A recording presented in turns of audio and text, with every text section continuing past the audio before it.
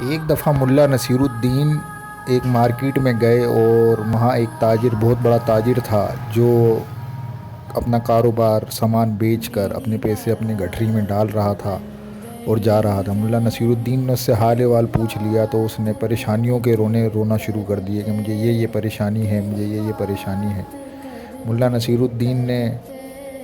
موقع دیکھ کر اس کی پیسوں کی گٹھری کو چھینا اور وہاں سے بھاگ گئے۔ تاجر کافی دیر تک ان کے پیچھے گیا لیکن نہیں ملے، کافی ڈھونڈنے کے بعد نہیں ملا۔ تاجر پریشان ہو کر تھک ہار کر اپنے گھر چلا گیا۔ اگلے دن مارکیٹ گیا تو ملا نصیر الدین گٹھری کے ساتھ واپسی آئے اور اس کی گٹھری اس کے جہاں تجارت کرتا تھا وہیں واپسی رکھی، اور اس تاجر نے فٹافٹ اپنی گٹھری پکڑی اور پھر ملا نصیر الدین نے پوچھا، ہاں بھائی اب تو خوش ہو؟ تو بولتا ہاں بہت خوش ہوں۔ اسی طریقے سے ہمارے پاس جو نعمتیں ہوتی ہیں، ہم ان کی جو ہے شکر گزاری کی بجائے دوسری جو ہمارے ساتھ چھوٹی موٹی پریشانیاں ہیں ان کے روتے رہتے ہیں۔ ہمارے پاس رشتے ہیں، ہمارے پاس احساسات ہیں، ہمارے پاس جو ہے ہمارے بزرگ ہیں، ہمارا سب سے بڑا ایمان ہماری جو ہے کیا کہتے ہیں ہمارے لیے کتنی بڑی نعمت ہے، ہمیں جو ہے نا اس کا احساس کرنا چاہیے۔ اور کیا کہتے ہیں چھوٹی موٹی پریشانیاں تو سب کے ساتھ لگی رہتی ہیں،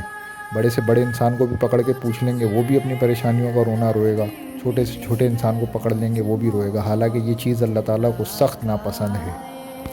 ہم میں سے اکثر لوگوں کا یہ حال ہے کہ جو نعمت ہمارے پاس ہوتی ہے جب تک وہ چھن نہیں جاتی، جب تک ہمارے کو اس کا احساس نہیں ہوتا۔ اسی طریقے سے ہم نے اپنے رشتوں کو بھی کیا ہوا ہے، ہمارے پاس اتنے قیمتی رشتے ہیں، اتنے قیمتی لوگ ہیں، ان کو ہم اگنور کرتے رہتے ہیں، اور جب وہ چھن جاتے ہیں جب ہمیں احساس ہوتا ہے۔ اور اسی طریقے سے ہمارے پاس اتنی نعمتیں اللہ نے دی ہیں ہمیں، ہمارا کھانا پینا ہمیں 3 ٹائم کھلا رہا ہے اللہ پاک، ہمیں پہنا رہا ہے اڑا رہا ہے، اتنی نعمتیں ہوتی ہیں، اس کے باوجود ہم جو ہے روتے رہتے ہیں۔ تو لہٰذا یہ ہے کہ ہمیں اللہ تعالیٰ کا ہر حال میں شکر ادا کرنا چاہیے، اور اللہ پاک کا ہم پہ بہت بڑا کرم ہے کہ اللہ تعالیٰ نے ہمیں امت مسلمہ میں پیدا کیا، ہمیں وراثت میں ایمان ملا،